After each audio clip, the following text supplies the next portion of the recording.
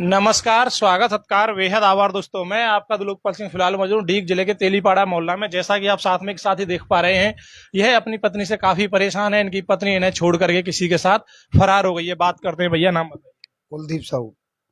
क्या बात हुई, किस तरह से आपकी पत्नी आपको छोड़कर चली?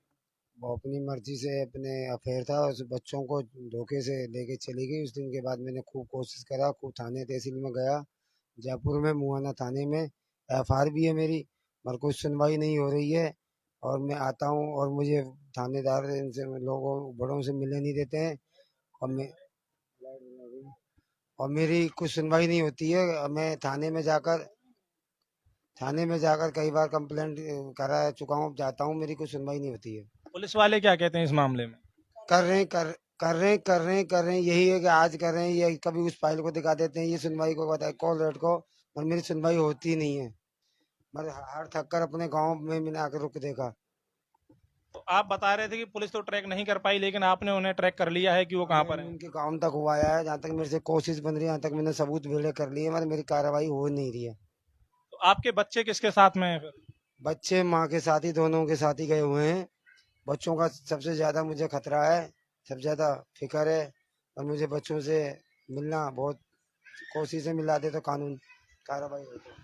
आप जयपुर में क्या काम करते थे जो आपने एक से एक आलीशान होटल में अपनी बीवी की ख्वाहिशें पूरी की? मजदूरी करता था, दिन रात मेहनत एक करता था, अपने बच्चों को भी, बच्चों को हर कोई खुश रखना चाहता, वही मैंने करके दिखाया।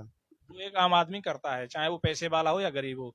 लेकिन उसके बावजूद जैसा कि आपने बताया कि मैंने अपने बच्चों को ऐसी ऐसी होटलों में खाना खिलाया जिसमें 500 रुपए तो एंट्री फीस रहती थी।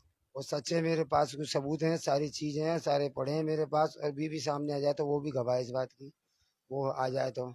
और जैसे सुख देना चाहता है हर पति, वो सुख मैंने दिया। तो जिस तरह से कानून आपकी कोई सहायता नहीं कर रहा है, तो आगे का आपने कोई प्लानिंग किया हो, कोई कोर्ट केस करने का? अब मेरे को तो बच्चों तक तो कैसे भी पहुंचे, कानून के द्वारा पहुंचूंगा मैं तो, वैसे तो क्या पहुंच पाऊंगा। उसके गांव तक हुआ है, सबूत है मेरे पास, सब चीज है। कानून कार्रवाई से ही मैं मुझे बच्चे तक पहुंच पाऊंगा।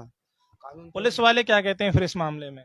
वो तो बस ये है, गरीब की कौन सुनता है। अमीर का तो कुत्ता खो जाए तो वो कल आ जाए, गरीब का तो बच्चा भी नहीं मिल रहा। जैसा कि आपने बताया कि डांट फटकार के भगा देते हैं। डॉक्टर चाय जैसे बोल देते हैं, चाय जैसे कह देते हैं, इसीलिए एक केस को ये से सुनवाई करें हम।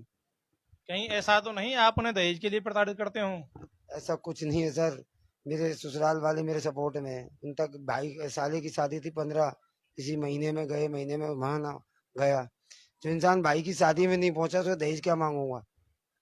तो निश्चित तौर पर भैया बहुत परेशान है। जैसा कि आपने अभी कुछ दिनों पहले देखा होगा, नौकरी लगने के बाद पत्नियां अपने पतियों को छोड़ रही थी, लेकिन यहाँ मामला उल्टा है। भाई ने मजदूरी करते हुए कोई भी कसर नहीं छोड़ी, उसके बावजूद भी भाई को धोखा दिया गया है। तो वीडियो को शेयर करें और यह आवाज, इनकी आवाज सभी तक पहुंचाएं। निश्चित तौर पर इन्हें अपनी पत्नी से कोई लेना देना नहीं है, लेकिन इनके बच्चे वापस आने चाहिए। बच्चे से बीवी से कोई मतलब नहीं है, रहना चाहिए उसकी मर्जी और जाना चाहिए उसकी मर्जी। बच्चे तो आपको रखने हैं या फिर उनके साथ ही? बच्चे तो माँ के साथ ही रहेंगे कानूनी कार्रवाई से, मगर मिसेज को भी मैं रखना चाहता हूँ। वो रहना चाहे तो, और तरीके से घर परिवार के सिस्टम से रहना चाहे तो। माँ जी, आपका क्या नाम है? भगवती देवी। कहीं किन आपको पता हो क्या कारण रहा है जाने का छोड़ करके? जाने का कारण यही था कि वो उस लड़के से सेटिंगबाजी करती थी, हम मना करते थे। जब उसका कोई ग्रुप पकड़ देते, जब ही बस वो करती थी। मेरे को जब भी मैं उसको बताती थी तो मेरे को झूठा पटक देती थी, बोलती कि तेरी माँ तो घर में गणवाने के लिए डोलती है, और मेरे ऐसे कोई वो नहीं है, मेरा विश्वास करो, जिस दिन मैं पकड़ जाऊंगी उस दिन आपकी नजरों से दूर चली जाऊंगी। अक्सर करके घरों में देखा जाता है कि सास बहू में आपसी लड़ाई होती रहती है, लेकिन ऐसा तो आपके यहाँ कुछ ऐसा लगा नहीं। नहीं, मेरा तो कभी भी उससे से झगड़ा नहीं हुआ, कोई मतलब नहीं। मैं तो मैं तो ये अलग रहता था। मैं तो मेरे मंडी में ठेला लगाती हूँ, और ठेले लगाने चले जाती थी 4 बजे, और रात को 9 बजे घर में घुसती थी। मेरा कोई ऐसा उससे मतलब नहीं। वहीं दोस्तों, पुलिस कहती है कि हम लोकेशन ट्रैक कर रहे हैं, लेकिन इनकी बीवी का जो है व्हाट्सएप लगातार ऑन रहता है, उसके बावजूद भी पुलिस लोकेशन ट्रैक नहीं कर पा रही है। तो निश्चित तौर पर पुलिस ने मामले को ठंडे बस्ते में डाल दिया है और इनकी कोई सहायता नहीं करना चाहती।